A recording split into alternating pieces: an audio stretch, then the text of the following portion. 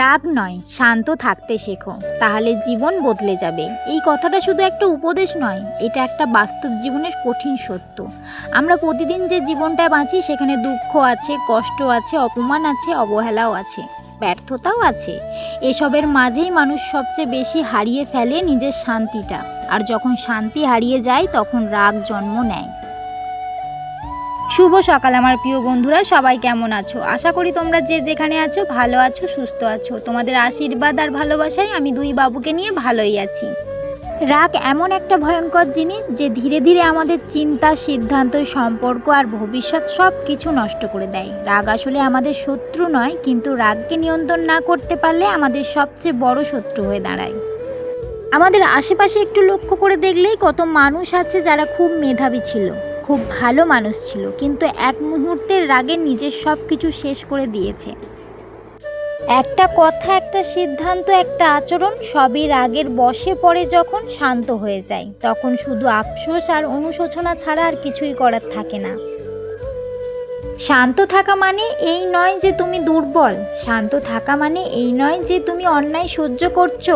শান্ত থাকা মানে তুমি নিজেকে এতটা শক্তিশালী করছো যে পরিস্থিতি তোমাকে নিয়ন্ত্রণ করছে না, তুমি পরিস্থিতিকে নিয়ন্ত্রণ করছো।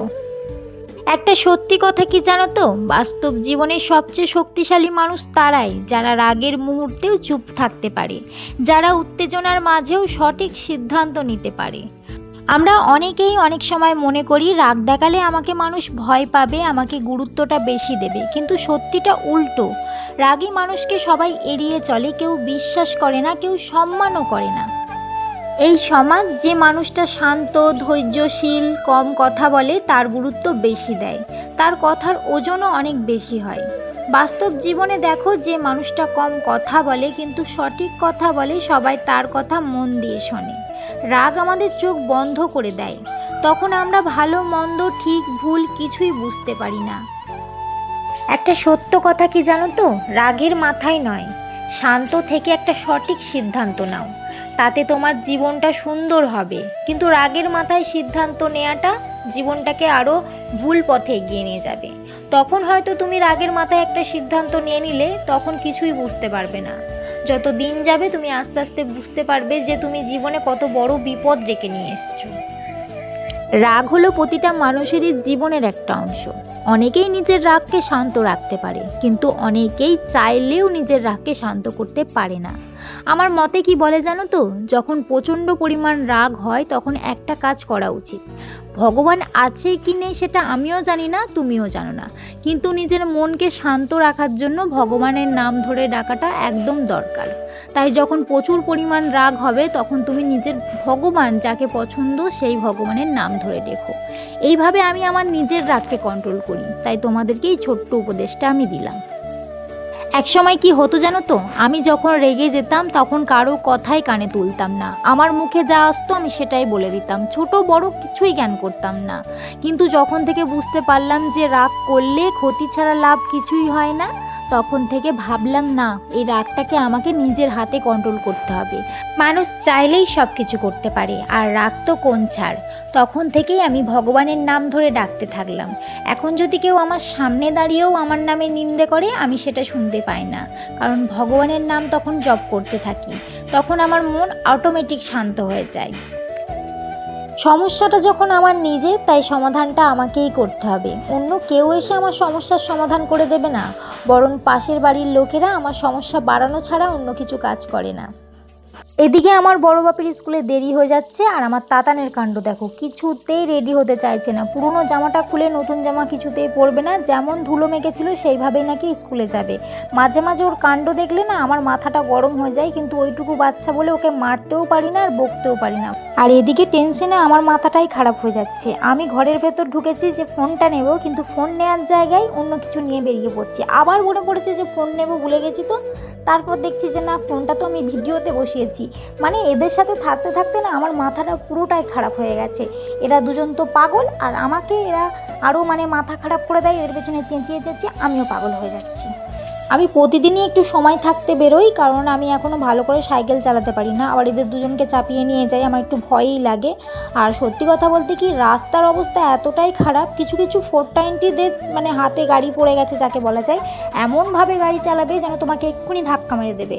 আমি তাদের ভয়ে একটু আস্তে আস্তে দাঁড়িয়ে দাঁড়িয়ে যাই। মানে কি বলবো, নিজেদের তো জীবনের ভয়ও নেই, আর ওদের জন্য এসব মানুষকে মরতে হবে এমনই। মানে সাঁই সাঁই করে গাড়ি চালিয়ে চলে যাবে, এরকম একটা ব্যাপার।